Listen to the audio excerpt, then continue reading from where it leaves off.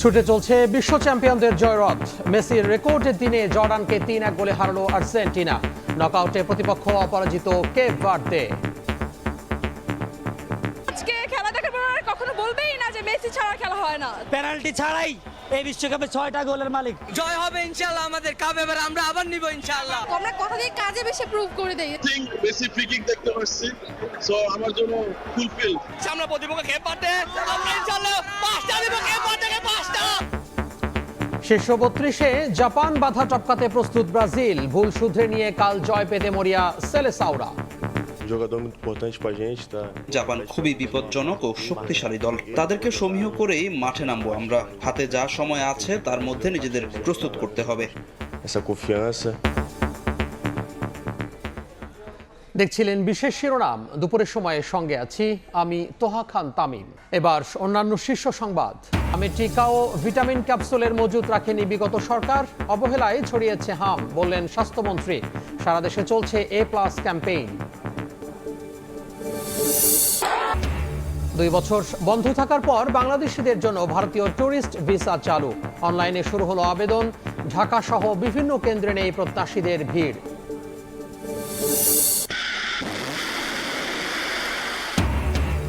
হামলা পাল্টা হামলায় আবারও উত্তপ্ত মধ্যপ্রাচ্য। ইরানকে নিশ্চিহ্ন করে দেওয়ার হুমকি ট্রাম্পের। মার্কিন ঘাঁটিগুলোকে নরকে পরিণত করার হুঁশিয়ারি IRGCর।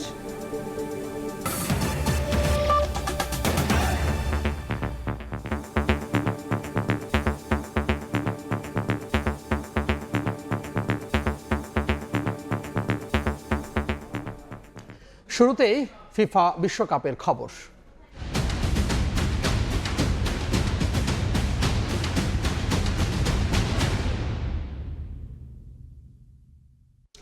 অপ্রতিরোধ্য গতিতে ছুটছে বর্তমান চ্যাম্পিয়নরা।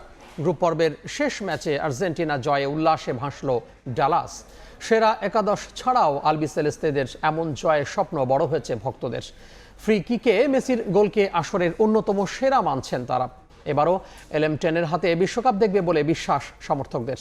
ডালাস থেকে বিস্তারিত জানিয়েছেন SM ইকবাল।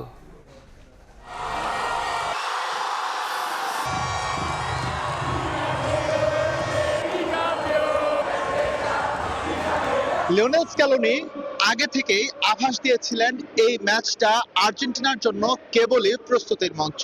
তিনি যখন জর্ডানের বিপক্ষে তার একাদশ নামালেন, সেটা দেখেও কিন্তু তাই মনে হয়েছে।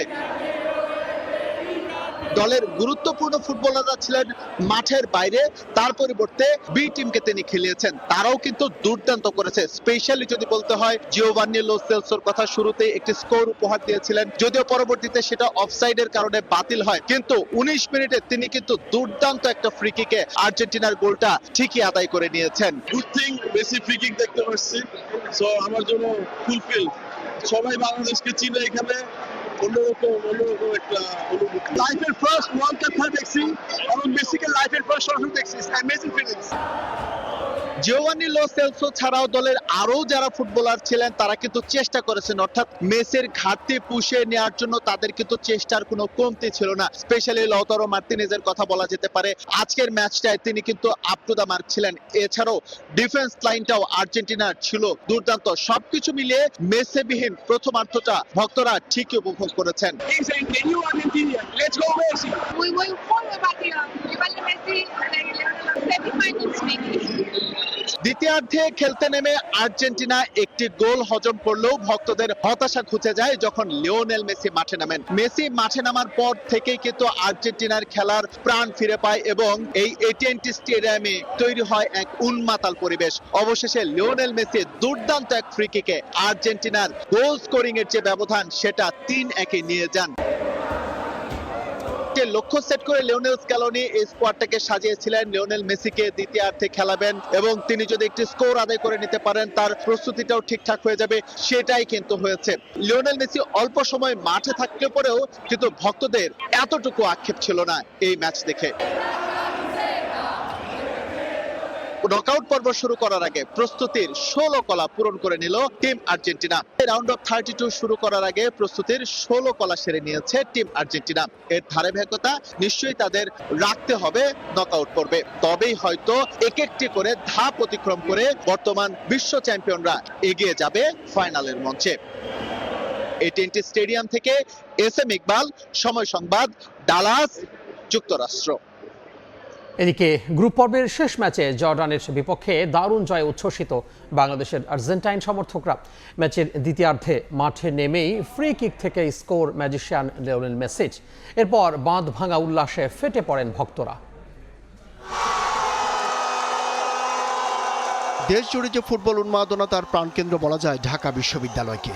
আর্জেন্টিনার জন্য নিয়ম রক্ষার ম্যাচ, তবু টিএসসি মহসিন হল মাঠ কিংবা ভিসি চত্বরে সমর্থকদের উপচে পড়া ভিড়। সপ্তাহের প্রথম কর্মদিবস, সকাল 8টায় ম্যাচ। তার মধ্যে ফার্স্ট 11-এ নেই আলবিসেলেস্তাদের পোস্টার বয় লিওনেল মেসি। নির্ভার ম্যাচে সাপোর্টারদের উত্তেজনা কম দেখা গেলেও সবার আগ্রহ মেসিহীন আর্জেন্টিনা কেমন খেলে। প্রথমার্ধেই 2টি গোল এবং বড় জয়ে স্বস্তি আর্জেন্টাইন শিবিরে, কারণ এর মধ্য দিয়ে মেসিবিহীন আকাশী নীলরা যে অচল নয় তারও একটা সমুচিত জবাব দিল লাউতারো ওথামান্দিরা।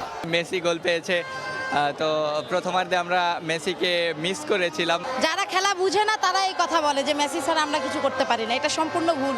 আজকে খেলা দেখার পর আর কখনো বলবেই না যে মেসি ছাড়া খেলা হয় না। সো দেখাই দিচ্ছে যে আমাদের কাজে, আমরা কথা দিয়ে কাজে বেশি প্রুভ করে দেই যে আমরা আসলে পারি কিনা। দ্বিতীয়ার্ধে যখন মেসি মাঠে নামে তখন হর্ষধ্বনিতে ফেটে পড়েন ভক্তরা। শেষের দিকে মেসির ঝলক শুধু নিজেকে ছাড়িয়ে যাওয়ার, কত দূর থামবেন তা হয়তো তিনিই ঠিক করবেন মনে করেন ভক্তরা।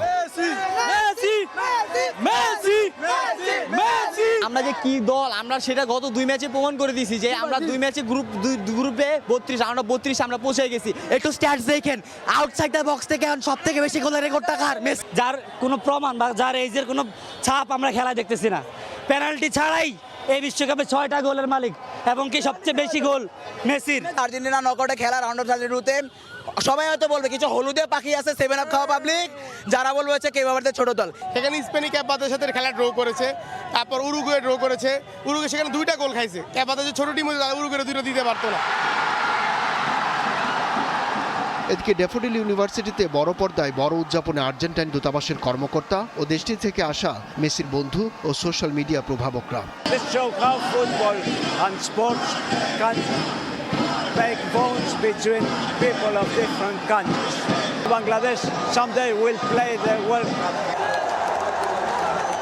এছাড়া রাজধানীর বাইরে বিভাগীয় শহরগুলো সহ জেলায় জেলায় বড় পর্দায় বিশ্বকাপ ম্যাচ উদযাপন করেন ফুটবল আমোদীরা। আমরা ফাইনাল যেহেতু 22 সালে নিছি এবং 26-এ আমরা আশা করতেছি যে আমরা ফাইনাল আবারও নিব। জয় হবে ইনশাআল্লাহ, আমাদের কাপ এবার আমরা আবার নিব ইনশাআল্লাহ। সামনে প্রতিপক্ষ কে পাতে আমরা ইনশাআল্লাহ 5টা দিব, কে পাতে 5টা। বাংলাদেশের মেসি ভক্তদের প্রত্যাশা নকআউট পর্বেও জয় ও গোলের এই ধারাবাহিকতা ধরে রাখবে স্ক্যালোনির শিষ্যরা, যা শেষ হবে চ্যাম্পিয়ন হওয়ার মধ্য দিয়ে। আব্দুল্লাহ শাফি, সময় সংবাদ, ঢাকা। শীর্ষ 32-এ জাপানের জন্য প্রস্তুত হচ্ছে ব্রাজিল। অনুশীলনে শিষ্যদের ভুল শুধরে নেওয়ার দিকে মনোযোগ দিচ্ছেন কোচ কার্লো আনচেলোত্তি। ব্লু সামুরাইকে শক্ত প্রতিপক্ষ মানছেন ব্রাজিলিয়ান ফরওয়ার্ড রায়ান। নেইমারের ফেরায় শুরুর একাদশে জায়গা পাওয়া কঠিন, তবুও নিয়মিত জায়গা পেতে সেরাটা দিয়ে যাচ্ছেন 19 বছর বয়সে এই ফরওয়ার্ড। নিজের সর্বোচ্চ দিয়ে জাপানের বিপক্ষে সেলেসাওদের জয় উপহার দিতে চান রায়ান। হিউস্টনে হাই ভোল্টেজ ম্যাচের অপেক্ষায় ফুটবল দুনিয়া। রাউন্ড অফ 32-তে জাপানের চ্যালেঞ্জ নিতে প্রস্তুত হচ্ছে 5 বারের বিশ্ব চ্যাম্পিয়ন ব্রাজিল। অনুশীলনে কড়া শিক্ষক কোচ কার্লো আনচেলোত্তি। গ্রুপ পর্বের ছোটখাটো ভুলগুলো শুধরে নিতে শিষ্যদের কোনো ছাড় দিচ্ছেন না ইতালিয়ান মাস্টারমাইন্ড। 24 বছর ধরে ষষ্ঠ শিরোপার অপেক্ষায় ব্রাজিল গ্রুপ পর্বে মরক্কোর সঙ্গে ড্র করলেও স্কটল্যান্ড ও হাইতির বিপক্ষে দাপুটে জয়ে সি গ্রুপ চ্যাম্পিয়ন হয়ে নকআউটে পা রাখে সেলেসাও। হেক্সা শিরোপার লক্ষ্য নিয়ে ম্যাচ বাই ম্যাচ এগিয়ে যেতে চায় ব্রাজিল। অনুশীলনে অন্য সবার চেয়ে আলাদাভাবে নজর কেড়ে নেন ফরওয়ার্ড রায়ান। হাইতির বিপক্ষে ম্যাচে ব্রাজিলের ষষ্ঠ সর্বকনিষ্ঠ ফুটবলার হিসেবে বিশ্বকাপের মঞ্চে অভিষেক হয় তার। স্কটল্যান্ড ম্যাচেও আলো ছড়িয়েছেন। রাফিনিয়ার ইনজুরিতে কপাল খোলে এই ফরওয়ার্ডের। এশিয়ার পরাশক্তি জাপানকে হারিয়ে শীর্ষ 16 নিশ্চিত করতে চান রায়ান। এফ গ্রুপে 5 পয়েন্ট নিয়ে রানার্স আপ হয়ে নকআউটে এসেছে ব্লু সামুরাই। জাপান দল সম্পর্কে তেমন কোনো ধারণা না থাকলেও সময়টিকে আমি জানি না জাপানের সবচেয়ে বিপজ্জনক ফুটবলারকে। এটা বলতে হলে আগে আমাকে তাদের খেলার ভিডিও দেখতে হবে। তবে আমি এটা জানি জাপান খুবই বিপজ্জনক ও শক্তিশালী দল। তাদেরকে সমীহ করেই মাঠে নামবো আমরা। হাতে যা সময় আছে তার মধ্যে নিজেদের প্রস্তুত করতে হবে। মাঠে আমরা জয়ের লক্ষ্যে নামবো। ব্রাজিলের মতো দলে নিয়মিত একাদশের সুযোগ পাওয়া চ্যালেঞ্জিং। বিষয়টা জানেন রায়ানও, তবুও চেষ্টা করে যেতে চান সর্বোচ্চটা দিয়ে। ব্রাজিলের মতো দলে নিয়মিত জায়গা পাওয়া চ্যালেঞ্জিং। হয়তোবা কখনো আমি উঠে গেলে এনরিক তারপর নেইমার নামার সুযোগ পায়। এখানে প্রতিদিনই অনুশীলনে যারা ভালো করে তাদের পর্যবেক্ষণে রাখেন কোচ। সেরা পারফর্মাররাই সুযোগ পান দলে। তবে আমি চেষ্টা করে যাব আমার ঘাটতির জায়গাগুলোতে আরো উন্নতি আনার জন্য। জাপানকে সমীহ না করে উপায় নেই ব্রাজিলের জন্য, কারণ গত বছর অক্টোবরে খেলা সবশেষ প্রীতি ম্যাচে টোকিওতে সেলেসাওদের 3-2 গোলে হারিয়েছিল জাপান। পারভিন আক্তার, সময় সংবাদ। This is quite a game. It'll be a free kick.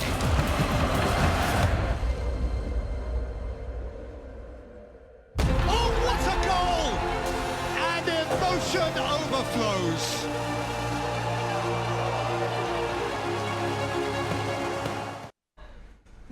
July অভ্যুত্থানে রামপুরায় কার্নিশে ঝুলে থাকা তরুণকে গুলি এবং 2 জনকে হত্যা মামলার রায় ঘোষণা করেছেন আন্তর্জাতিক অপরাধ ট্রাইব্যুনাল।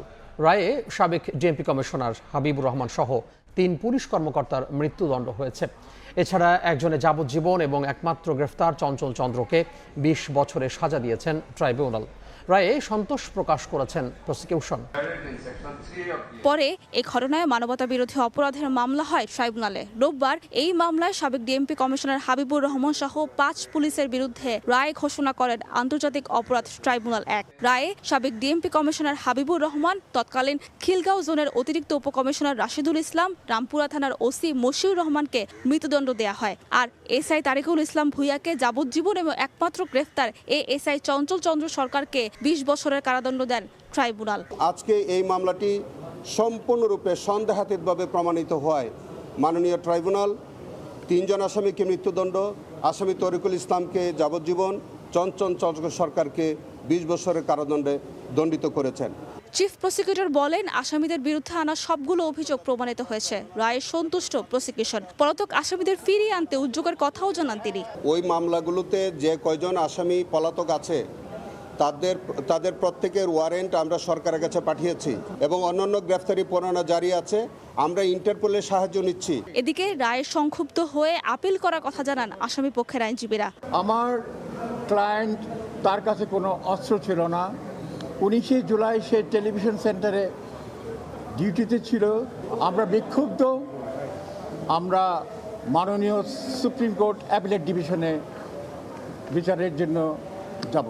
এই মামলায় সাক্ষী দেন মোট 14 জন। 2 পক্ষের যুক্তিতর্ক শেষে গত 4 মার্চ রায়ের দিন নির্ধারণ করেছিলেন ট্রাইব্যুনাল। তবে নতুন ডিজিটাল আলামত উপস্থাপনের আবেদনের পর তা স্থগিত করে পুনরায় স্বাক্ষর গ্রহণের নির্দেশ দেন ট্রাইব্যুনাল। অতিরিক্ত সাক্ষ্য শুনানি শেষে এলো এই রায়। সাবরিনা মজুমদার, সময় সংবাদ, ঢাকা। বাংলাদেশ মহাকাশ গবেষণা ও দূর অনুধাবন প্রতিষ্ঠান স্পারসোকে একটি আধুনিক, যুগোপযোগী ও স্বনির্ভর হিসেবে গড়ে তুলতে সংশ্লিষ্টদের নির্দেশ দিয়েছেন প্রধানমন্ত্রী তারেক রহমান। সকালে রাজধানীর আগারগাঁওয়ের শেরে বাংলা নগরে স্পারসোর কার্যালয় পরিদর্শন করেন প্রধানমন্ত্রী। পূর্ব নির্ধারিত কর্মসূচির বাইরে আকস্মিক এই পরিদর্শনে প্রতিরক্ষা মন্ত্রণালয়ের আওতাধীন প্রতিষ্ঠান স্পারসোর কার্যালয় ঘুরে দেখেন সরকার প্রধান। এ সময় প্রতিষ্ঠানটির প্রতিটি বিভাগ পরিদর্শন করেন এবং কর্মকর্তা কর্মচারীদের সঙ্গে তাৎক্ষণিক মতবিনিময় করেন। স্পারসোর চেয়ারম্যান মোহাম্মদ রাশিদুল ইসলাম প্রতিষ্ঠানটির বিভিন্ন কার্যক্রম সহ সার্বিক বিষয়ে প্রধানমন্ত্রীকে অবহিত করেন। এরপর স্পারসোর বিভিন্ন বিভাগের কর্মকর্তারা তাদের উদ্ভাবন, গবেষণা এবং চলমান কার্যক্রম সম্পর্কে প্রধানমন্ত্রীকে বিস্তারিত জানান।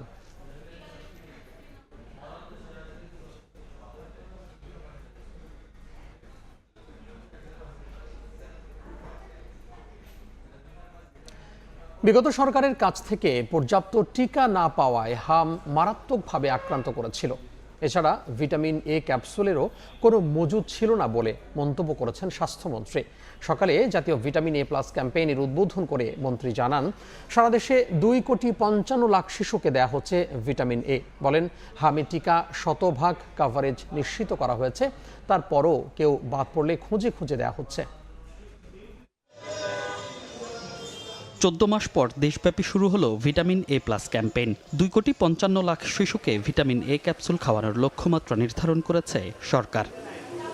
রোববার সকাল থেকে কেন্দ্রে কেন্দ্রে সন্তানদের নিয়ে ভিড় করেন অভিভাবকরা। হামসহ বিভিন্ন রোগের সংক্রমণের মধ্যে শিশুদের ভিটামিন এ দেয়ায় স্বস্তি জানান তারা। যেহেতু অনেক বাচ্চারা অসুস্থ হয়ে পড়ে, তাই মনে করি ওষুধটা দিয়ে আমার কাছে অনেকটাই ভালো লাগছে। বাচ্চাদের তো বিভিন্ন রোগ হয়, তাহলে এগুলো খাইলে ওর বাচ্চারা রোগ থেকে মুক্তি পাবে। স্বাস্থ্য ঝুঁকিটা তো বাচ্চাদের ক্ষেত্রে আনকম্প্রোমাইজড।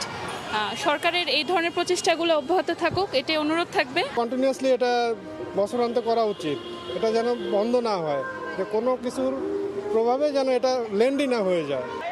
এদিন রাজধানীর আবু সাইদ ইন্টারন্যাশনাল কনভেনশন সেন্টারে দেশব্যাপী ভিটামিন এ প্লাস ক্যাম্পেইনের প্রথম রাউন্ড উদ্বোধন করেন স্বাস্থ্যমন্ত্রী সর্দার মোহাম্মদ সাখাওয়াত হোসেন। এ সময় মন্ত্রী জানান, সারা দেশে 6 মাস থেকে 59 মাস বয়সী শিশুদের ভিটামিন এ ক্যাপসুল খাওয়ানো হচ্ছে।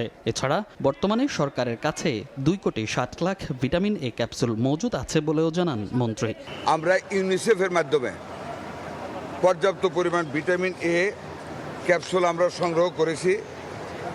আমাদের হাতে বর্তমান 2,60,00,000 ভিটামিন এ লাল এবং নীল আমাদের হাতে স্টক রয়েছে। সারা দেশব্যাপী চলবে, এটা কোনো আংশিক না।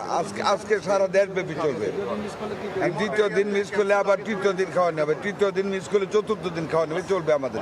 হামের টিকার কার্যকারিতা নিয়ে সাংবাদিকদের প্রশ্নে মন্ত্রী বলেন, হামের টিকার মান নিয়ে প্রশ্ন তোলার সুযোগ নেই। অত্যন্ত উন্নত মানের টিকা দেয়া হয়েছে। বিগত সরকার পর্যাপ্ত টিকার মজুদ না রাখায় হাম সংক্রমণ বেড়েছে বলেও মন্তব্য করেন তিনি। বিগত সরকারের কাছ থেকে পর্যাপ্ত টিকার স্টক না পাওয়াতে মিজেলস নামক যে ব্যাধিটি মারাত্মকভাবে আমাদের বাচ্চাদেরকে আক্রমণ করেছিল, অত্যন্ত উন্নত মানের টিকা কিনা হচ্ছে, যেটা আন্তর্জাতিক টেস্টিং ল্যাবরেটরিতে টেস্ট করে আমরা এনেছি। সমস্ত বাচ্চাদেরকে আমরা কভার করেছি, তারপরেও আমরা খুঁজে 21 তারিখ থেকে আমরা দিচ্ছি। এখন যেটা দিচ্ছি আরেকটা সাপোর্টিভ, আমরা বাচ্চাদেরকে ভিটামিন দিচ্ছি, ইনশাআল্লাহ কোনো অসুবিধা হবে না। দেশব্যাপী 6 থেকে 11 মাস বয়সী শিশুদের নীল রঙের ভিটামিন এ ক্যাপসুল এবং 12 থেকে 59 মাস বয়সী শিশুদের লাল রঙের উচ্চমাত্রার ভিটামিন এ ক্যাপসুল খাওয়ানো হচ্ছে। মনির হোসেন, সময় সংবাদ, ঢাকা। এদিকে ঢাকার বাইরেও জেলায় জেলায় চলছে ভিটামিন এ প্লাস ক্যাম্পেইন। দীর্ঘদিন পর ফের ভিটামিন এ ক্যাপসুল দেয়ায় স্বস্তি জানান অভিভাবকরা। অপুষ্টিজনিত অন্ধত্ব দূর করতে এবং শিশু মৃত্যু প্রতিরোধে সারা দেশে একযোগে খাওয়ানো হচ্ছে ভিটামিন এ প্লাস ক্যাপসুল। রোববার সকালে ময়মনসিংহ, যশোর, জামালপুর, রংপুর, রাজশাহী, সিলেট, নেত্রকোনা সহ বিভিন্ন জেলায় স্বাস্থ্যকেন্দ্রে শিশুদের নিয়ে ভিড় করেন অভিভাবকরা। 6 থেকে 11 মাস বয়সী শিশুদের একটি করে নীল রঙের ক্যাপসুল এবং 12 থেকে 59 মাস বয়সী শিশুদের খাওয়ানো হয় লাল রঙের ক্যাপসুল। ভিটামিন এ ক্যাপসুল খাওয়ার কারণ হচ্ছে কি, যে চোখের যে দৃষ্টিশক্তি ওইটা বাড়ে। সরকার একটা ভালো উদ্যোগ, এটা নিয়মিত চালু রাখা উচিত আমি বলে মনে করি। লক্ষ্যমাত্রা অর্জনে প্রতিটি কেন্দ্রে স্বাস্থ্যকর্মীদের সঙ্গে কাজ করেন স্বেচ্ছাসেবীরাও। ভিটামিন এ ক্যাপসুলের শিশুদের রোগ প্রতিরোধ ক্ষমতা বাড়ানো সহ নানা সুফল রয়েছে বলে জানান স্বেচ্ছাসেবকরা। এদিকে শিশুদের ভরা পেটে স্বাস্থ্য কেন্দ্রে আনার পরামর্শ দেওয়া হয় অভিভাবকদের। যেখানে আমাদের ক্যাম্পিং হচ্ছে সেখানে গিয়ে যেন তিনারা আমাদের এই শিশুগুলোকে ভিটামিন এ প্লাস ক্যাপসুল যেন খাওয়াবে। একটি শিশুও বাদ না যায় আমাদের প্রত্যাশা, সেই লক্ষ্যে আমরা কাজ করে যাচ্ছি। 6 মাস থেকে 59 মাসের 2 কোটির বেশি শিশুকে খাওয়ানো হচ্ছে vitamin A plus capsule. Fahria Farzana, Somoy Sangbad. 2 বছর পর বন্ধ থাকার পর শুরু হলো ভারতীয় পর্যটন ভিসা কার্যক্রম। এখন ভারত ভ্রমণের জন্য ভিসার আবেদন করতে পারছেন বাংলাদেশিরা। ভিসা প্রত্যাশীরা বলছেন, এর মাধ্যমে 2 প্রতিবেশী দেশের সম্পর্কের উন্নতি হবে। তবে ভিসা কার্যক্রমে জটিলতা কমানোর আহ্বান জানিয়েছেন আবেদনকারীরা। 2024 সালের গণ অভ্যুত্থানে পতন হয় আওয়ামী লীগ সরকারের। বাংলাদেশের রাজনৈতিক পট পরিবর্তনের সঙ্গে সঙ্গে বদলে যায় ভারত বাংলাদেশের কূটনীতি। ফাটল ধরে স্বাভাবিক সম্পর্কে। নানা টানাপোড়েনের মধ্যে নিরাপত্তা ইস্যুতে বাংলাদেশিদের জন্য পর্যটন ভিসা বন্ধ করে দেয় ভারত সরকার। দীর্ঘ 2 বছর বন্ধ থাকার পর বাংলাদেশে নিযুক্ত ভারতের নতুন হাই কমিশনার দীনেশ ত্রিবেদী ঘোষণা দেন নতুন করে পর্যটন ভিসা চালু করার। ট্যুরিস্ট ভিসা ওইটা আরম্ভ হবে 28 জুন থেকে। রোববার সকাল থেকে শুরু হয় ভ্রমণ ভিসার আবেদন। আবেদনকারীদের প্রত্যাশা ভ্রমণ ভিসা চালুর মাধ্যমে দুই দেশের সম্পর্কে শীতলতা কাটবে। এই খবরটা শুনে আসলে আমরা সবাই আনন্দিত যে আসলে এটার মাধ্যমে আমরা ইন্ডিয়া ঘুরতে পারবো। দুই দেশের সাথে সম্পর্কটা ভালো হবে, যাতায়াতটা ভালো হবে আমাদের। দুই দেশের মধ্যে যে ট্যুরিস্ট ভিসা চালু হয়েছে, ভালোবাসাটা থাকবে, বন্ধনটা থাকবে আগের মতো যেরকম ছিল। 2 বছর পর্যটন ভিসা বন্ধ থাকলেও স্বল্প পরিসরে চালু ছিল চিকিৎসা ও বাণিজ্য ভিসা। জরুরি প্রয়োজনে এসব ভিসার পরিসর বাড়ানোর দাবি প্রত্যাশীদের। মেডিকেলে যাবো, সিরিয়াল পাইছি, আমাকে 10 তারিখে ডেট ডাক্তার দেখানোর। স্লট নিয়ে আজকে ভিসার জন্য জমা দিতে আসছি। ভারতের ভিসা পেতে অনেকেই ভোগান্তির অভিযোগ করেন। অনলাইনে আবেদন করার পর কাগজপত্র জমা দেওয়ার শিডিউল পেতে বেগ পেতে হচ্ছে বলে জানান অনেকেই। জটিলতা কমাতে সরকারকে উদ্যোগী হওয়ার আহ্বান জানান ভিসা প্রত্যাশীরা। আগে যে রকমের স্লট ছাড়া মানে কম খরচে আমরা জমা দিতে পারতাম, যদি সিস্টেমটা হতো না তাহলে ভালো হতো। দ্রুত স্লটটা দেওয়ার কোনো ব্যবস্থা করতো, এটা আমাদের জন্য খুবই ভালো হতো। ভারতের সিদ্ধান্তকে স্বাগত জানিয়ে সংশ্লিষ্টরা বলছেন এর মাধ্যমে প্রতিবেশী দুদেশের পর্যটন শিল্প বিকাশের পাশাপাশি বাড়বে ব্যবসায়িক পরিধি। নাজমুস সালেহি, সময় সংবাদ, ঢাকা। প্রধান শিক্ষক পদ নিয়ে মামলা পাল্টা মামলায় থমকে আছে শিক্ষার স্বাভাবিক কার্যক্রম। মামলা জটে আটকা সরকারি প্রাথমিকের 34,000 প্রধান শিক্ষক পদের নিয়োগ। আদালতে সুরাহা না হওয়ায় ভারমুক্ত হচ্ছে না ভারপ্রাপ্তরাও। সমস্যার সমাধানে আলাদা বেঞ্চ গঠনের দাবি মাউসির, একই ইঙ্গিত অতিরিক্ত অ্যাটর্নি জেনারেলের। সুমন সরকারের ক্যামেরায় নাইম হাসানের রিপোর্ট। শিক্ষার্থী আছে, তবে নেই প্রধান শিক্ষক। একটি নয়, ঢাকার কোতোয়ালি থানার 32টি প্রাথমিক বিদ্যালয়ের 20টিরই চিত্র অনেকটা একই। শুধু প্রধান শিক্ষক নয়, শূন্য আছে সহকারী শিক্ষক পদও। দেশের প্রায় 34,000 প্রাথমিক বিদ্যালয় চলছে প্রধান শিক্ষক ছাড়াই। বছরের পর বছর সহকারী শিক্ষকরাই সামলাচ্ছেন ভারপ্রাপ্তের দায়িত্ব। কৃষ্ণকান্ত বারই 25 বছরে পদোন্নতি না পেলেও বেড়েছে দায়িত্ব। ভারপ্রাপ্ত প্রধান শিক্ষক পদ বইতে বইতে নিজেই এখন ভারাক্রান্ত। বিদ্যালয়ের সব সামলেও মিলছে না প্রধান শিক্ষকের সম্মানটুকু। অনেক বড় কষ্ট একটা, যে আমি এত বছর চাকরি করলাম, আমার কোনো পদোন্নতি হলো না। অনেক টিচার আমাদের কাছ থেকে চলে গেছে, তাদের পদোন্নতি পাওয়ার উপযুক্ত ছিল, তাদের যোগ্যতা ছিল, দক্ষতা ছিল, সব কিছু ছিল, কিন্তু তারা পায় নাই। এমন তিক্ত অভিজ্ঞতা বেশিরভাগ স্কুল শিক্ষকের। আমার আগে যারা সিনিয়র, তাদের একটা লিস্ট হয়ে আছে, কিন্তু তাদেরই পদোন্নতি হচ্ছে না। তো সেখানে তো আমি আশা করতেই পাচ্ছি না। এত বছর ধরে কষ্ট করছি আমরা সহকারী শিক্ষক হিসাবে, তো আমরা তো চাইবো যে আমাদের একটা পদোন্নতি হোক। এক মামলাকে কেন্দ্র করে 2019 সালের পর থেকে থমকে আছে প্রাথমিকে শিক্ষক নিয়োগ ও পদোন্নতি প্রক্রিয়া, যে কারণে দেশের অর্ধেক প্রাথমিক বিদ্যালয় চলছে প্রধান শিক্ষক ছাড়াই। প্রাথমিকের মতো এমনই মামলার জালে আক্রান্ত মাধ্যমিক ও উচ্চশিক্ষা বিভাগও। নিয়োগ, পদোন্নতি, এমপিওকরণ, জাল সনদ সহ 25 থেকে 30 ধরনের বিষয়ে মামলা হচ্ছে নিয়মিত, যার সংখ্যা 5,000-এরও বেশি। রাজধানীর উত্তরার এই স্কুলটির চিত্রই দেখা যাক। প্রধান শিক্ষক পদে বৈধ অবৈধ জটিলতায় 4 বছর ধরে চেয়ার শূন্য। নিয়োগ অবৈধ প্রমাণ হওয়ায় ঝুলে আছে 16 জন শিক্ষকের ভাগ্য। অন্যদিকে মামলার কারণে নিয়োগ দেওয়া যাচ্ছে না নতুন কোনো প্রধান শিক্ষক। কমিটির বিরুদ্ধে, সভাপতির বিরুদ্ধে 5টা মামলা চলমান আছে, আর 19 জন শিক্ষকের একটা মামলা আছে। শিক্ষকরা ডিজির বিরুদ্ধে করছে। এই মামলা থাকা উচিত না, এটা সুরা হওয়া উচিত অবশ্যই, কারণ আমরা চাই না এই শিক্ষা প্রতিষ্ঠান প্রধান বারবার পরিবর্তন হবে। হাজারো মামলার কারণে থমকে আছে শিক্ষার স্বাভাবিক কার্যক্রম। দ্রুত এই সমস্যার সমাধানে হাইকোর্টে আলাদা বেঞ্চ গঠনের দাবি মাধ্যমিক ও উচ্চশিক্ষা অধিদপ্তরের মহাপরিচালকের। আর অতিরিক্ত অ্যাটর্নি জেনারেল জানালেন, মামলার জট নিরসনের জন্য আলাদা বেঞ্চ গঠনের চিন্তা করছে সরকার।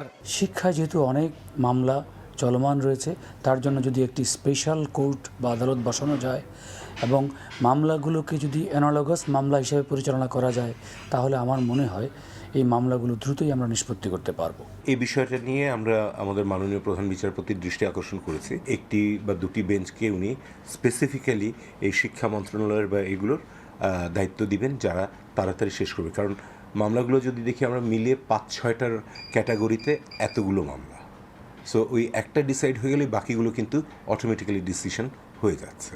বিশেষজ্ঞরা বলছেন এই সকল মামলা অধিকাংশই হয়রানিমূলক, যার পেছনে শিক্ষকদের রাজনীতি ও অভ্যন্তরীণ কোন্দল দায়ী। আমার পদোন্নতি হয় নাই বা আমি প্রধান শিক্ষক হতে পারছি না, অন্যকে আমি হতে দেব না। ফাঁকা থাকলে দুই পক্ষেরই সুবিধা, দুই পক্ষই ওই প্রতিষ্ঠানের নানা সুবিধাগুলো এক ধরনের নিজেদের মতো করে নিয়ন্ত্রণ করতে পারে। সুতরাং মামলার সংখ্যা যে বেড়ে গেল, শিক্ষা ব্যবস্থা পরিচালনায় যারা আছেন তাদেরও এখানে যথেষ্ট দায় আছে। শিক্ষা মন্ত্রণালয়ের অধীনে বর্তমানে মামলার সংখ্যা 10,000-এর বেশি, যার অধিকাংশই হয়েছে 5 আগস্টের পট পরিবর্তনের পর। নাইম হাসান, সময় সংবাদ, ঢাকা। অন্তর্বর্তী সরকার শিক্ষক নিয়োগ দিয়েছে, কিন্তু তাদের জন্য বাজেট দেয়নি বলে জানিয়েছেন শিক্ষামন্ত্রী ডক্টর আনম এহসানুল হক মিলন। দুপুরে সিলেট শিক্ষা বোর্ডে শিক্ষকদের সঙ্গে মতবিনিময় সভায় কথা বলেন মন্ত্রী। বলেন, আগামীতে টেকনিক্যাল ও মাদ্রাসা শিক্ষা বোর্ড অভিন্ন প্রশ্নপত্র প্রণয়ন করা হবে। আওয়ামী লীগ সরকারের আমলে প্রাথমিকের স্কুলগুলোতে শিক্ষক না থাকাও তৎকালীন শিক্ষা ব্যবস্থার দুরবস্থার কথাও তুলে ধরেন শিক্ষামন্ত্রী। সভায় এইচএসসি পরীক্ষা সুষ্ঠুভাবে আয়োজনে নানা মতামত তুলে ধরেন শিক্ষকরা।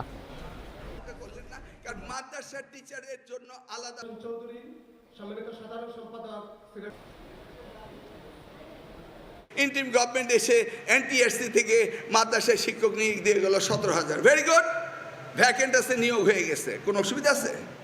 কিন্তু ভাই বাজেটে অ্যালোকেশন করবেন না, যে এই যে শিক্ষকরা আসছে ওদের টাকা পয়সা লাগবে, এটা কি আপনি জানেন না? এখানে পরিমাণটা ঠিক মতো ওরা হিসাব করেননি, উনার গণেশ অঙ্কে কাঁচা ছিলেন। দুপুরের সময় আরও থাকছে, উজানের ঢলে আবারও বাড়ছে উত্তরের নদ নদীর পানি। 5 জেলায় নতুন করে বন্যার পূর্বাভাস, বিভিন্ন পয়েন্টে তীব্র ভাঙনে দিশেহারা বাসিন্দারা।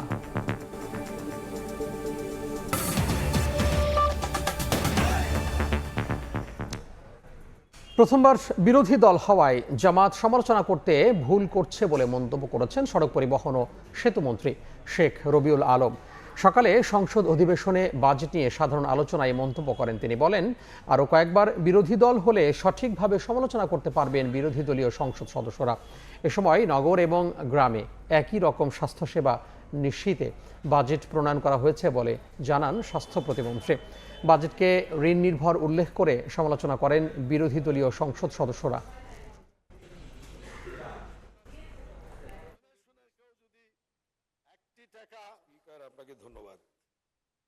সরকারি দল এখনো হন নাই, আমার বিশ্বাস আর 2-4 বার 5 বার বিরোধী দল থাকলে আস্তে আস্তে তারা সমালোচনাটা বুঝে যাবেন। আমি ওই সমালোচনাকে খুব একটা আমলে নিচ্ছি না। মাননীয় স্পিকার, আমি যেটা বলতে চাই সেটা হচ্ছে বিএনপি জানে কি করণীয়। আমরা পথ খুঁজিনি, পথ দেখিয়েছি। আমরা এমন স্বাস্থ্য ব্যবস্থা গড়ে তুলব যেখানে নগর এবং গ্রামের মানুষ একই ধরনের স্বাস্থ্য পাবে। ঋণ করা মানে ফকিরের কাজ, এই ফকিরি করে দেশ চালানো যাবে না। মাননীয় স্পিকার, আমাদের নিজের সম্পদকে সংগ্রহ করে আমাদের সম্পদ দিয়ে দেশ চালাতে হবে। গত 17 বছরে দেশে আশানুরূপ কর্মসংস্থান তৈরি হয়নি, যার প্রভাবে আয় বৈষম্য তৈরি হয়েছে বলে মন্তব্য করেছেন বাণিজ্যমন্ত্রী খন্দকার আব্দুল মুক্তাদির। আন্তর্জাতিক ক্ষুদ্র ও মাঝারি উদ্যোগ দিবসের সভায় তিনি আরও জানান, শিল্পে উৎপাদন সক্ষমতা বাড়াতে গ্যাসের সমস্যা সমাধানে সর্বোচ্চ জোর দিচ্ছে সরকার। এ সময় ব্যবসা সহজ করা সহ কর সুবিধার দাবি জানান উদ্যোক্তারা। দেশের মোট শিল্প প্রতিষ্ঠানের প্রায় 90% ক্ষুদ্র ও মাঝারি শিল্প বা এমএসএমই খাতে। উদ্যোক্তা ও কর্মসংস্থান তৈরির প্রধান চালিকা শক্তি হওয়া সত্ত্বেও এই খাতের প্রায় 65% প্রতিষ্ঠানই অনানুষ্ঠানিক কাঠামোর, যার কারণ হিসাবে নিবন্ধন জটিলতা সহ কর কাঠামোকে সামনে এনেছেন উদ্যোক্তারা। আমাদের সামনে এখনো অনেক চ্যালেঞ্জ রয়েছে, যেখানে আগামী দিনের এমএসএমই খাতগুলো প্রচলিত পদ্ধতি দিয়ে বৈশ্বিক প্রতিযোগিতা টিকিয়ে থাকা কঠিন। অনেক ক্ষেত্রে ক্ষুদ্র উদ্যোক্তাদের জন্য এমন কিছু নিয়ম ও প্রক্রিয়া অনুসরণ করতে হয় যা মূলত বৃহৎ শিল্পের জন্য তৈরি করা হয়েছিল। রোববার আন্তর্জাতিক ক্ষুদ্র ও মাঝারি উদ্যোগ দিবসের সভায় বাণিজ্যমন্ত্রী জানান, গত 17 বছরে আশানুরূপ উদ্যোক্তা তৈরি হয়নি, যার ফলে সমাজে তৈরি হয়েছে আয় বৈষম্য। আগামী দিনে আমাদের লক্ষ্য হবে কম জ্বালানি ইন্টেন্সিভ শিল্পের দিকে বেশি বেশি যাওয়া। আর যেগুলি ইতিমধ্যে স্থাপিত মিল ফ্যাক্টরি সেগুলির প্রোডাক্টিভ ক্যাপাসিটি পুরোপুরি ইউটিলাইজ করার জন্য দ্রুত এই গ্যাস সংকটের সমাধান করার জন্য আমরা আন্তরিকভাবে কাজ করছি। তবে বর্তমান সরকার ক্ষুদ্র ও মাঝারি শিল্প খাত সম্প্রসারণে উদ্যোগ নিয়েছে উল্লেখ করে মন্ত্রী বলেন, বিসিক শিল্পনগরীর পাশাপাশি তৈরি করা হবে নতুন শিল্প পার্ক। কারখানাগুলোর উৎপাদন বাড়াতে জ্বালানি সমস্যা সমাধানে সরকারের আন্তরিকতার কথাও তুলে ধরেন মন্ত্রী। এখানে এই প্লটগুলি সবগুলি কনজিউম, ইট ইমপ্লাইজ যে এখানে আরো নতুন ইন্ডাস্ট্রির অ্যাপিটাইট আছে। তার সবগুলিতেই ফিজিবিলিটি স্টাডির ইতিবাচক রেজাল্ট প্রাপ্তি সাপেক্ষে আমরা নতুন শিল্প পার্ক স্থাপন করি। দেশে বর্তমানে ১৭৭টি এমএসএমই ক্লাস্টারে প্রতিষ্ঠান রয়েছে প্রায় ৬০,০০০, যার বার্ষিক লেনদেন ২৯,০০০ কোটি টাকার বেশি। এমএস আরেফিন, সময় সংবাদ, ঢাকা। ইউরোপের বাজারে বড় ধাক্কা খেয়েছে দেশে তৈরি পোশাক খাত। চলতি বছরের প্রথম 4 মাসে রফতানি কমেছে 19% বেশি, যেখানে চীনের প্রায় 5 আর ভিয়েতনামের কমেছে 7%। ইউরোস্ট্যাটের তথ্য বলছে রফতানির পাশাপাশি কমেছে বাংলাদেশি পোশাকের গড় দামও। একের পর এক বৈশ্বিক যুদ্ধাবস্থায় বিশ্বব্যাপী কমছে তৈরি পোশাকের চাহিদা, যার প্রভাব পড়েছে ইউরোপের বাজারেও। 2026 সালের প্রথম 4 মাসে ইউরোপীয় ইউনিয়নের জোটটিতে পোশাক আমদানি কমেছে 10.42%। ইউরোস্টেটের তথ্য বলছে এ সময় জোটটি আমদানি করেছে 27.77 বিলিয়ন ইউরো মূল্যের পোশাক, যা গেল বছরের একই সময় ছিল 31 বিলিয়ন ইউরো। এ সময় পোশাকের গড় মূল্য প্রতি কেজিতে 5.22% কমে নেমেছে 19.44 ইউরোতে, যা আগে ছিল 20.51 ইউরোতে। এ সময় ইউরোপের বাজারে সবচেয়ে বড় ধাক্কা খেয়েছে বাংলাদেশ। জানুয়ারি থেকে এপ্রিল পর্যন্ত সময়ে জোটটিতে বাংলাদেশের পোশাক রফতানি কমেছে 19.33%, যা প্রধান রফতানিকারক দেশগুলোর মধ্যে সর্বোচ্চ। রফতানি আয় নেমেছে 7.45 বিলিয়ন ইউরো থেকে 6.08 বিলিয়ন ইউরোতে। শুধু এপ্রিল মাসের হিসেবেও রফতানি কমেছে 19.5%। বিজিএমইএ বলছে পরিমাণ হিসেবে টিকে থাকলেও পণ্যের দাম কমে যাওয়ায় রফতানি আয় কমে গেছে। বৈশ্বিক যুদ্ধে চাহিদা কমায় পোশাকের গড় একক মূল্য কমেছে 10.45%। ইরান যুদ্ধর জন্য কিছুটা হলেও কনসার্ন বা আপনার বলবো ইনস্টেবল সিচুয়েশন ক্রিয়েট হয়েছে, যেটার জন্য আমাদের ক্রেতারা অলদো অর্ডার প্লেসমেন্টসগুলো গত বছরই হয়েছিল আমাদের দেশে, কিন্তু এগুলোর ব্যাপারে কিছুটা হলেও তারা পুল ব্যাক করেছে। আশা করব যে এখন সিন্স ইউএসএ এবং ইরানের ভিতর এক ধরনের সমঝোতা হয়েছে, তো আবার ক্রেতারা কেনা শুরু করবে। কম দামে পণ্য বিক্রি করে বাজার ধরে রাখার কৌশল কাজে লাগিয়ে ইউরোপীয় বাজারে শীর্ষস্থান ধরে রেখেছে চীন। রফতানি কমেছে কেবল 4.7%। আর কম পরিমাণে হলেও তুলনামূলক উচ্চ মূল্যে পণ্য রফতানি করে আয় ধরে রাখতে পেরেছে ভিয়েতনাম। রফতানি কমেছে 0.7%। ইয়ানুর শিফাত, সময় সংবাদ, ঢাকা। তরুণদের জন্য দক্ষতা উন্নয়ন ও কর্মসংস্থান উদ্যোক্তা তৈরির এবারের বাজেটের অন্যতম অগ্রাধিকার বলে জানিয়েছেন প্রধানমন্ত্রীর অর্থ উপদেষ্টা রাশেদ আল মাহমুদ তিতুমির। ঢাকা বিশ্ববিদ্যালয়ে জাতীয় বাজেট নিয়ে আয়োজিত সংলাপে কথা বলেন তিনি। এ সময় আরও বলেন, শিক্ষা, কর্মসংস্থান ও উদ্যোক্তা উন্নয়নকে অগ্রাধিকার দিয়ে তরুণদের দক্ষতা উদ্ভাবন ও কর্মসংস্থানের সুযোগ বাড়ানোর লক্ষ্যেই এবারের বাজেট প্রণয়ন করা হয়েছে। অর্থ উপদেষ্টা জানান, উদ্যোক্তাদের জন্য 5 বছরের করনীতি, সহজ অর্থায়ন, জ্বালানির নিরাপত্তা এবং উৎপাদনমুখী বিনিয়োগের সুযোগ তৈরির উদ্যোগ নেওয়া হয়েছে।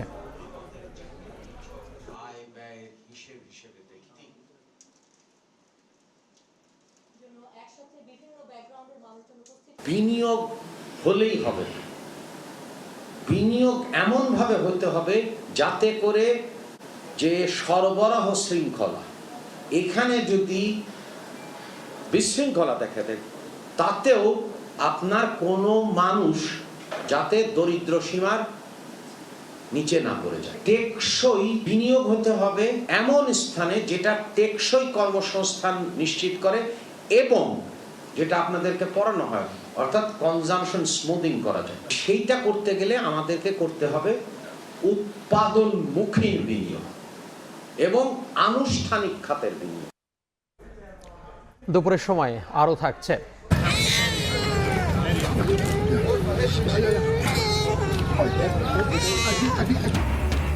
ভেনেজুয়েলায় ভূমিকম্পের 3 দিন পর মা ও শিশুকে জীবিত উদ্ধার। মৃতের সংখ্যা বেড়ে 1430, নিখোঁজ 1.5 লাখ। প্রাণের সন্ধানে উদ্ধার অভিযান অব্যাহত।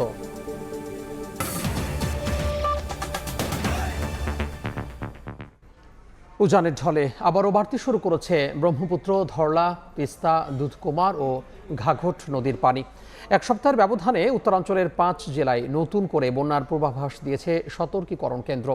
নদ নদীর পানি বাড়ায় দেখা দিয়েছে তীব্র ভাঙন। প্রতিদিনই ভিটেমাটি হারাচ্ছেন নদী পাড়ের মানুষ। উজানের ঢলে উত্তরাঞ্চলের বিভিন্ন নদ নদীর পানি বাড়ায় ভাঙন আতঙ্কে নদী পাড়ের মানুষ। অনেকের বসতভিটা গেছে নদী গর্ভে। নদী ভাঙনের মুখে থাকা বাড়িঘর সরিয়ে নিচ্ছেন তীরের বাসিন্দারা। কুড়িগ্রামে ব্রহ্মপুত্র, ধরলা, তিস্তা ও দুধকুমারের পানি বাড়ায় সদরের যাত্রাপুর ইউনিয়নের বানিয়াপাড়া, গোজালপুরি, কালীর আলগা, রাজারহাটের বিদ্যানন্দ, ইউনিয়নের রামহরি, নাগেশ্বরীর বামনডাঙ্গা, কুটিরচর সহ 36টি পয়েন্টে ভাঙন দেখা দিয়েছে। এক সপ্তাহে বসতভিটা হারিয়েছে 20টি পরিবার। 23 সাল থেকে 24, 25 এবং রানিং 26 সাল এর মধ্যে যে ঘর বাড়ি যে বিলীন হয়ে যাচ্ছে, আজ পর্যন্ত কোনো সরকার, কোনো এমপি, মন্ত্রী কোনো উদ্যোগ পাই নাই। আমরা কার কাছে সহযোগিতা নেব, কার কাছে যাব? খুব ভাঙন ভাঙতেছে, সকাল থেকেই ভাঙতেই আছে, বাড়ি ভাঙছে, ভাঙি কুল পাইতেছি না। ভাঙন ঠেকাতে দ্রুত ব্যবস্থা নেওয়া না হলে হাজারো পরিবারকে বসতভিটা হারাতে হবে বলে জানান বাসিন্দারা। 3-4 দিন থেকে ভাঙন কিন্তু অব্যাহত আছে, কিন্তু আজকের ভাঙনটা মানে ব্যতিক্রম, মানে ঘর সরে মানুষ উকেশ পাচ্ছে না। আমি সরকারের কাছে বিশেষভাবে অনুরোধ করব দ্রুত যেন এইখানে ব্যবস্থা করে। এদিকে 2 জুলাইয়ের মধ্যে ভারতে অতি ভারী বৃষ্টির সম্ভাবনা আছে। এতে উত্তরাঞ্চলের 5 জেলায় নতুন করে বন্যার সংখ্যার কথা জানিয়েছে পানি উন্নয়ন বোর্ড। ইতিমধ্যে 36টি পয়েন্ট আইডেন্টিফাই করেছি, যার মধ্যে 20টি পয়েন্টে জিও ব্যাগ দ্বারা জরুরি ভিত্তিতে কার্যক্রম হাতে নিয়েছি। জনগুরুত্বপূর্ণ এবং ঘনবসতি এসব বিবেচনা নিয়ে আমরা প্রায়োরিটি করে ইমার্জেন্সি কাজগুলো বাস্তবায়ন করছি। গাইবান্ধায় তিস্তা ও করতোয়ার পানি কমা অব্যাহত থাকলেও বেড়েছে ব্রহ্মপুত্র ও ঘাঘট নদীর পানি। এতে নদীর তীরে দেখা দিয়েছে ভাঙন।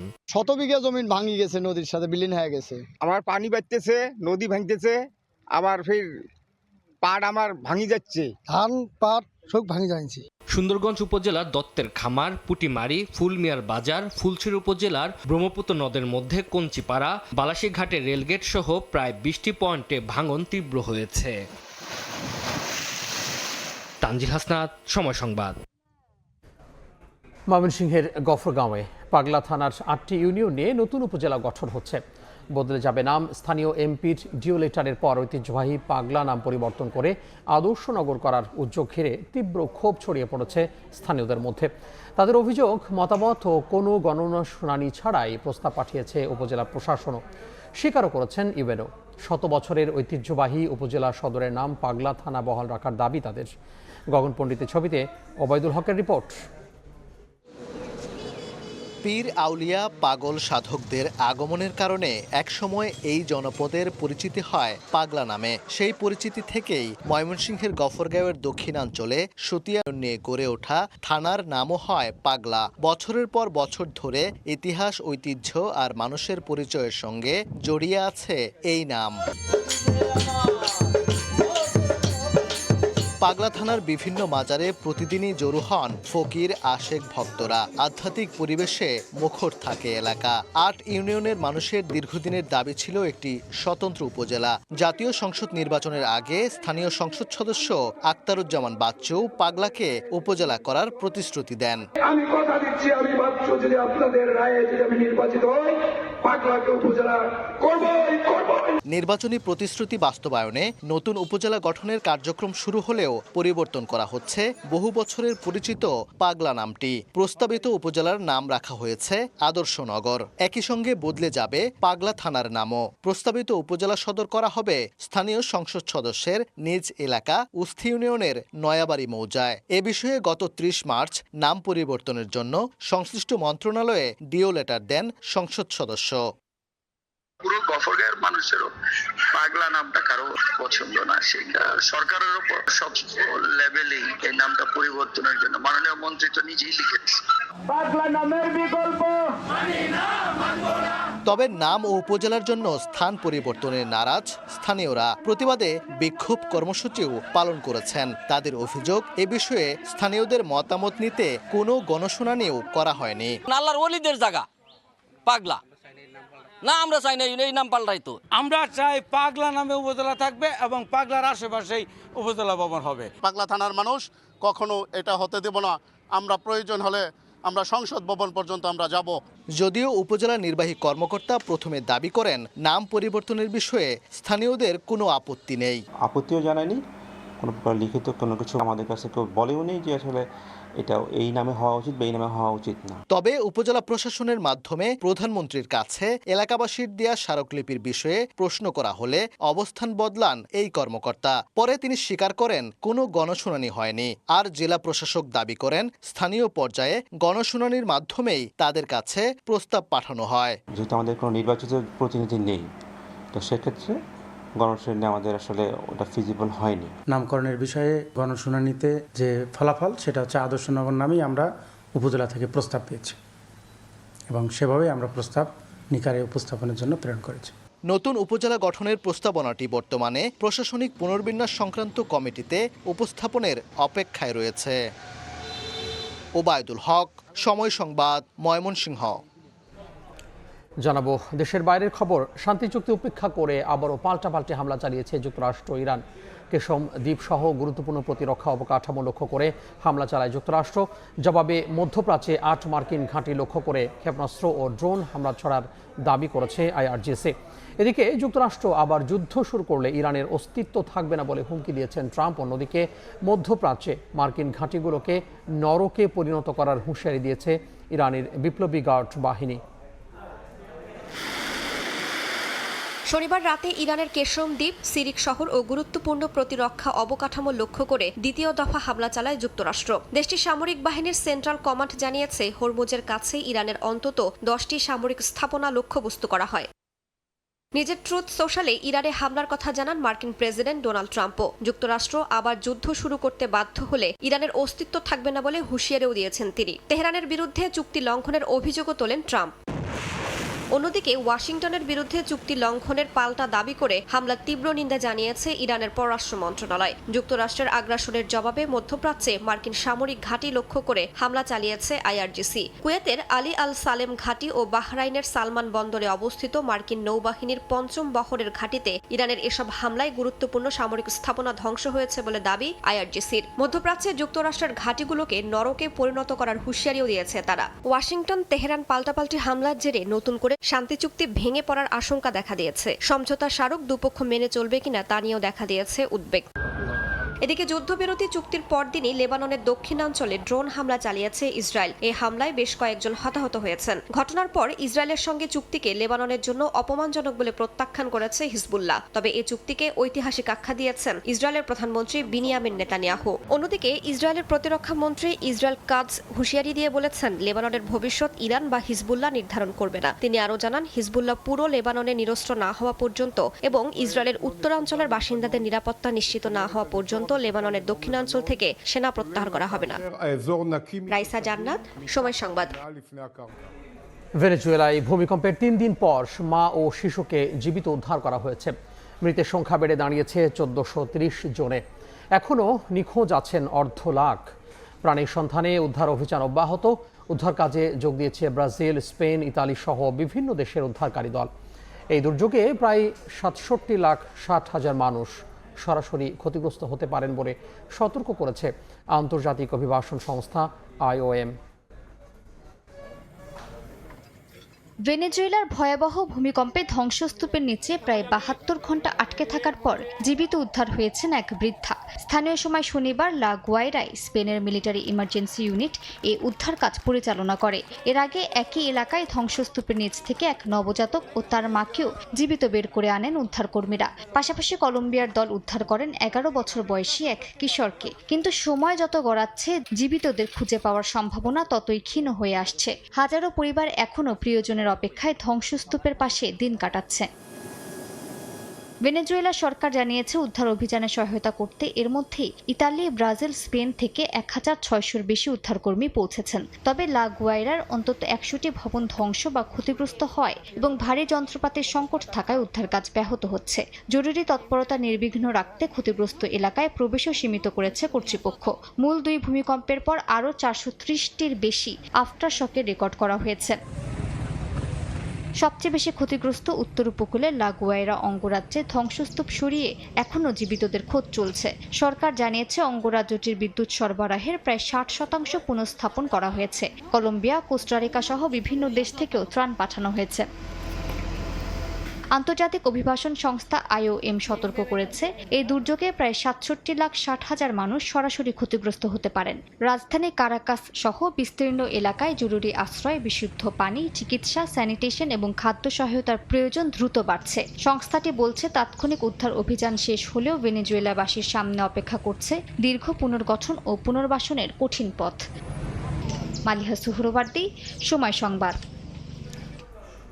তীব্র দাবদাহে ফ্রান্সে 5 দিনে 1000 জনের মৃত্যু হয়েছে। 2টি বিভাগে রেড অ্যালার্ট জারি করা হয়েছে। ইউরোপ জুড়ে ভয়াবহ তাপপ্রবাহে বিপর্যস্ত জনজীবন। তাপমাত্রা 40 ডিগ্রি সেলসিয়াস ছাড়িয়ে যাওয়ার জারি রয়েছে সর্বোচ্চ সতর্কতা। হাঙ্গেরি, জার্মানি, চেক প্রজাতন্ত্র ও ইতালি সহ বিভিন্ন দেশে জরুরি ব্যবস্থা নেওয়া হচ্ছে। এদিকে ইতালিতে অতিরিক্ত গরমে পার্কিংয়ে রাখা গাড়িতে আগুন লাগার ঘটনাও নতুন করে উদ্বেগ বাড়িয়েছে।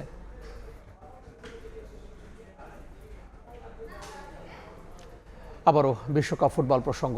কলম্বিয়ার বিপক্ষে বাজে পারফরমেন্সের পরও আশাবাদী পর্তুগালি সমর্থকরা। রাউন্ড অফ 32-তে ক্রিস্টিয়ানো রোনালদোর ঘুরে দাঁড়াবে বলেও প্রত্যাশা তাদের। সেই সঙ্গে রোনালদোর হাতে বিশ্বকাপ শিরোপা দেখতে চান সেলেকাও ভক্তরা। এদিকে পর্তুগালের বিপক্ষে দুর্দান্ত পারফরমেন্সে কলম্বিয়াকে সেমিফাইনালে দেখছেন দেশটির সমর্থকরা। যুক্তরাষ্ট্রের মায়ামি থেকে সাজিদ মুস্তাহিদের রিপোর্ট। পর্তুগাল ও কলম্বিয়ার গ্রুপ পর্বের এই ম্যাচের একটা টিকিটের জন্য মায়ামিতে সমর্থকদের রীতিমতো যুদ্ধ করতে হয়েছে। যদিও ম্যাচটা ড্রয়ে শেষ হওয়ায় অনেক সমর্থকেরই মন খারাপ। বিশেষ করে কলম্বিয়ান সমর্থকরা কিছুটা মন খারাপ নিয়ে মাঠ ছেড়েছেন, কারণ পুরো ম্যাচ জুড়ে দাপট দেখিয়েছে হামেস রদ্রিগেজের দল। পর্তুগালে ঠিক দ্বিগুণ পরিমাণ শট তারা গোলে নিয়েছে, যদিও শেষ পর্যন্ত চেষ্টা করেও তারা জালের ঠিকানা খুঁজে পায়নি। তারপরও গ্রুপ চ্যাম্পিয়ন হয়ে নক আউটে পা রাখছে কলম্বিয়া, যাতেই খুশি দেশটার সমর্থকরা। Performance of Colombia was amazing. We really deserved to win. Portugal had to come to us instead, and I think we did a pretty good job at dominating the entire game. DR কঙ্গোর বিপক্ষে draw দিয়ে বিশ্বকাপ শুরু করার পর উজবেকিস্তানের বিপক্ষে বড় জয় স্বপ্ন দেখিয়েছিল পর্তুগাল সমর্থকদের। তবে কলম্বিয়ার মতো শক্তিশালী দলের বিপক্ষে তাদের দুর্বলতাগুলো আরো স্পষ্টভাবে ফুটে উঠল। অনেকেই ক্রিস্টিয়ানো রোনালদোর পারফরমেন্সে সন্তুষ্ট নন, আবার অনেকে এটাও বলছেন 41 বছর বয়সে ক্রিস্টিয়ানো এখনো মাঠে যে ডেডিকেশন দেখাচ্ছেন সেটাই অনেক দূর নিয়ে যেতে পারে পর্তুগাল দলকে। যদিও আছে ভিন্ন মত। অনেকে বলছেন এই দলের সবচেয়ে দুর্বল জায়গা কোচ রবার্তো মার্টিনেজ। এর আগে বেলজিয়ামের সর্বকালের সেরা দলকেও তিনি কোনো বড় শিরোপা উপহার দিতে পারেননি। এবার সেই রবার্তো মার্টিনেজ পর্তুগালের দায়িত্ব নিয়েও দলকে বড় কোনো শিরোপা উপহার দিতে পারবেন না বলে মনে করছেন পর্তুগালের সমর্থকরা। He's the manager, I'm not. Maybe he knows more than I do, but we could have won this game. Ronaldo played amazing, but that's a given. It's Ronaldo. So I think that we did our best. And I have 100% faith in him. Cristiano Ronaldo will be in the final. যেটা শুরুতেই বলেছিলাম, এই match নিয়ে দর্শকদের মাঝে ছিল তুমুল আগ্রহ এবং ম্যাচ শুরুর আগে অনেক কলম্বিয়ার দর্শককেও ক্রিস্টিয়ানো রোনালদোর ছবি হাতে নিয়ে মাঠে ঢুকতে দেখা গেছে। আর মাঠে পর্তুগালের সমর্থকরা তো ছিলই, এবং অনেক কলম্বিয়ার সমর্থক কিন্তু মাঠে এসেছিলেন শুধুমাত্র রোনালদোর খেলা দেখার জন্য। এবং রোনালদোর খেলা দেখে পর্তুগাল সমর্থকদের পাশাপাশি কলম্বিয়ার সমর্থকরাও কিন্তু হাসি মুখে মাঠ ছেড়েছেন। I think Ronaldo wasn't good. Colombia was the best. Colombia should have won the match, and at least the semifinals. Group champion হলে নকআউট পর্বের পথটা কিছুটা হলেও সহজ হতো পর্তুগালের। তবে রানার্স আপ হওয়ায় তাদের মুখোমুখি হতে হবে শক্ত প্রতিপক্ষের। তবে সবাই কিন্তু শেষ পর্যন্ত একটা অপেক্ষাতেই আছে, বিশ্বকাপে একটা মেসি রোনালদো দ্বৈরথ দেখার। মায়ামি থেকে সাজিদ মুস্তাহিদ, সময় সংবাদ, যুক্তরাষ্ট্র। এ পর্যায়ে শীর্ষ সংবাদগুলো জানিয়ে দিব আরও একবার।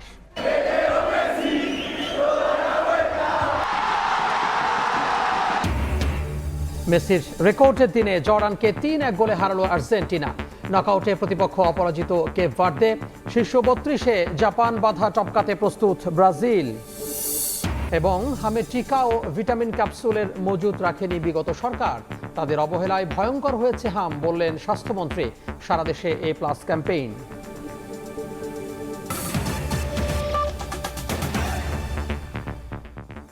এই ছিল দুপুরের সময়।